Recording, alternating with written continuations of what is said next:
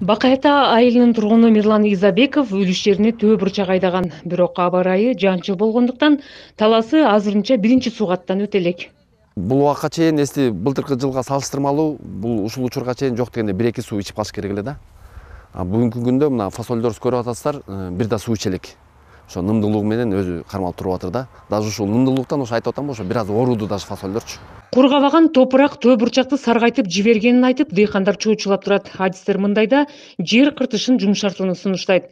Каарманыбыз мындан төө бурчак кулпуруп бой алып калганын байкады. Кудай тааланын жаанчылдыгына байланыштуу быйыл өзү жаанчыл жыл болду. Дыйкандарга бир жагы жакшы болду, бир жагы жаманыраак болду да. Өтө влага көп болуп, бүгүнкү күндө монтип фасолдор ооруп атат да. Бир аз саргайып атат. Анан ошого карата ушул адистердин айтымы боюнча мына культивациялар жасап койдук бүгүнкү күндө. Анан буюрса жакшы эле.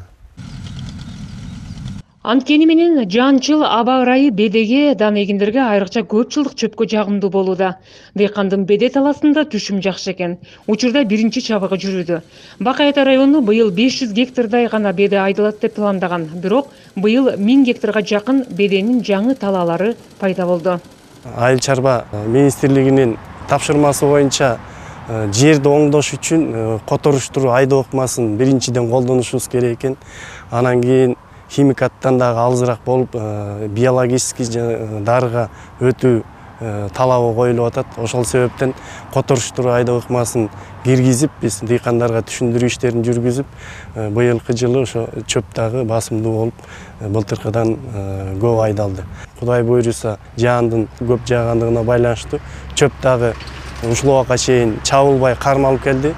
Бүгүнкү күндө күндүн ызыганына байланыштуу азыр массовый түрдө чөп дагы чабылып атат. Райондо кант кызылчасынын талаалары 1000 гектарга чамалайт деген божомол ишке ашкан жок. Себеби мындагы кант заводу толук ишке кире элек. 150 гектар биз пландаганбыз. Ошонун болгону бир 25-24 гектар эле себилди.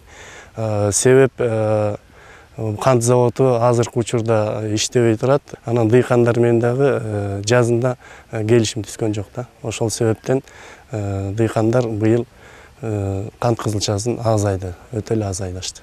Бакай Ата району боюнча 24731 гектар айдоо жери болсо, анын 17500 гектарына төө бурчак айдалган. Салика Садиева, Элхан Арсланбеков, Ала Тоо 24, Талас облусу.